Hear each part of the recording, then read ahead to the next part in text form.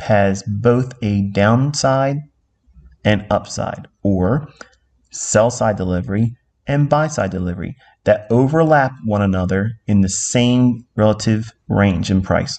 So you can see how this candle's high, that candle's low. That would normally be what? A sell side imbalance, buy side inefficiency. But look what's happened over here. We have a high, a big up close candle, and this candle's low. So what does that make this? A buy side imbalance, sell side inefficiency. So there's an overlapping between a SIBI and a BISI within the general area of the same price range. So I'm using the low here and the high here. So that way we can see how this becomes a balanced price range. These are trapped traders. Okay.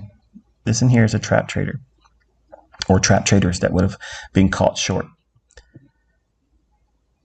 In the classic days of commodity trading, if you were to see old patterns like what would be considered an island reversal, okay, this is the closest thing that I can kind of use to describe what's occurring when there's a balanced price range, when it's extreme like this. So when we have a big decline, large range candle that's down, and then eventually, not like months later, not weeks later, but when it's a big drop and a handful of candlesticks like this. It's not a whole lot of candles, and eventually, rip back higher.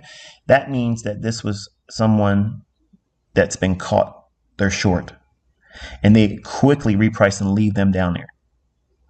So when I see that, I look to see where those two reference points are, where the market drops quickly for sell side delivery, and then when it rallies back up quickly, those one big candles down, one big candles up, all the price action below it, I would view that as trap traders. So that means by itself, that gives me narrative that it's probably going to go higher.